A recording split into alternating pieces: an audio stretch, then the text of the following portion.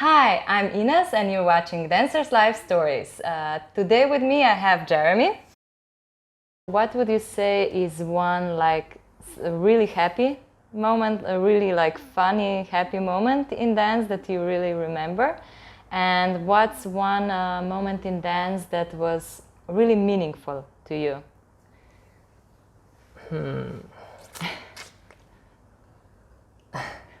It's so hard to answer this because I'm literally dancing every day of my life. Okay. I'm I guess if I hear music, I'll dance. Okay. Whatever music it is. It could be like Arabic music and I'll try and belly dance to it. Like if I hear Okay. people busking on the streets, I'll dance, and I'll try not to steal the show, but most of the time they'll invite me to go up with them, and then I'll just be dancing my ass off, and then gets them a bigger crowd, and then they get more money from it. So it's like, Of course.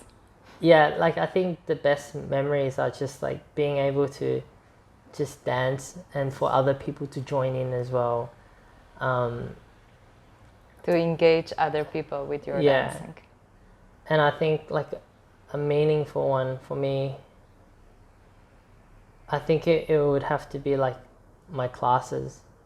Okay. Just being able to start teaching and having 20, 30 students every week, and then just the messages they send me are just so amazing. They would send me paragraphs saying how grateful they are, and how happy they are to have met me, and that I've started them dancing, and honestly that's that's all I want in life. I don't need to be famous. I don't need to make a lot of money. As long as I can actually start a fire in someone, like the people that inspired me has done for me, then honestly that could be, that's the best thing for me. And some of my students are just absolutely amazing right now. Okay. It's just, I can't believe it, just seeing them grow, just seeing their progress, and it's just damn. Okay. Who inspires you the most? Are there some figures that were really influential in your dance, or? I think I had some really amazing teachers, and especially with hip hop and popping. Okay. Jessica, the one that started all this for me, and then my popping teacher, Popping Jack, he's just a really big, a prominent figure in the scene, and he's just kind of everyone's older brother, and I just really looked up to him. He's just really, he's amazing and humble at the same time, and he's just pretty much everyone that dances popping from Sydney kind of learn from him, and then they just branch out their own ways, and he just, he's just happy to keep teaching people and helping the community grow. So that was a huge one for me. And then the rest of it is just, it's strange because I don't like to watch dance videos. Okay. Not that I'm not interested, I love it, but it's just I don't want to kind of copy anyone's style. Okay. So I try not to watch dance videos at all, even from people that I know are amazing and I'll probably learn a lot from. Yeah.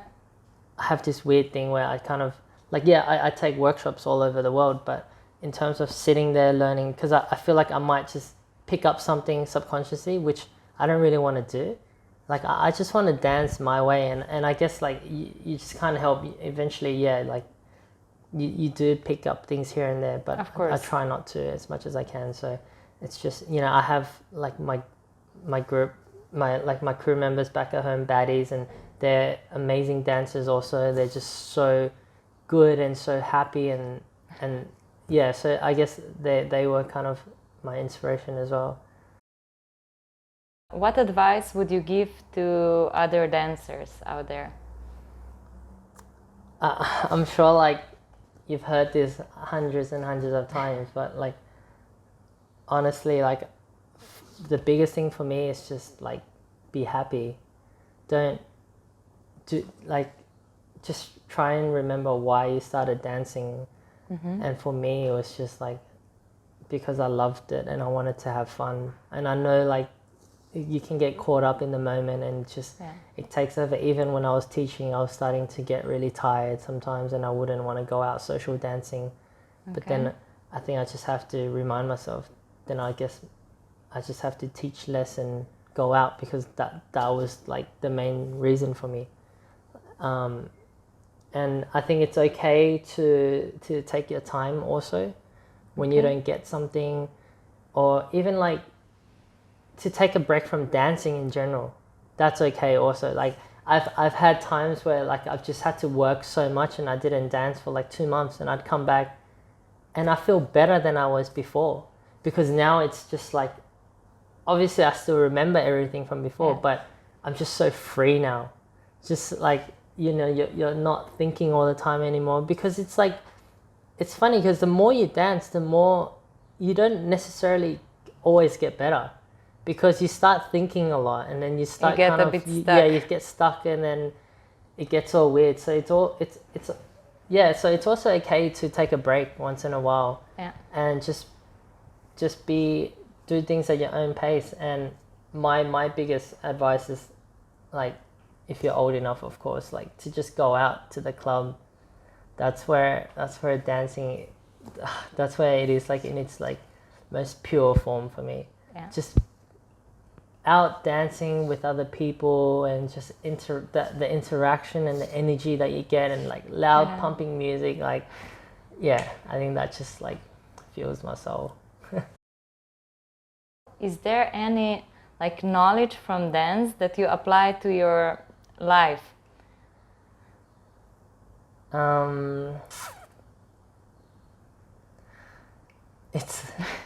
It's like, I've said this before, but like, it's so crazy that like if you think about it, 4 years ago I wasn't even dancing. But since the day I started, like, dancing has just become a part of my life, and it's like people know me as like, oh, Jeremy, the dancer, you know. Because I'm just always dancing, like, and I think, I don't know if this necessarily applies, but it's just like, I don't care about what other people think, you know, like and the thing is, like, if you're dancing and you look silly and people are laughing, then at least you make them smile, you know.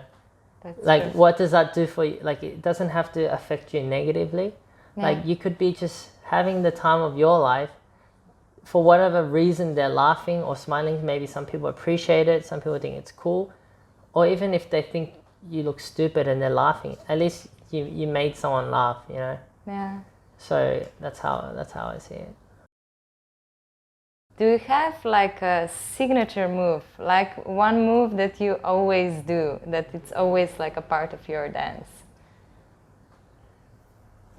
I would say, yeah. Do you want me to show you, or how, like? We can film it. I would say, I'd say it's the twister flex. So like the technical way, like it would be like boom, boom, boom, boom, boom, boom, boom. But as I said, because I'm always dancing in the club, it looks silly when I do that. So I'd be more like,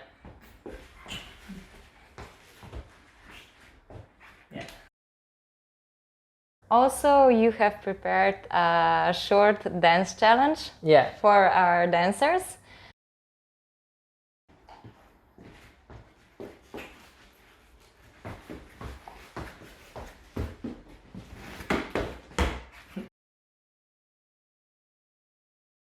So, Jeremy, thank you so much for taking the time in your travels to do this interview. I wish you a lot of amazing experience on the road, and I'm sure your students in Australia will very much appreciate it, and hopefully also some European students will get a chance to absorb your knowledge, or at at least have a dance with you. Yeah. Thanks for having me. I appreciate it. I'm always happy to share and to have a chat with people. So yeah.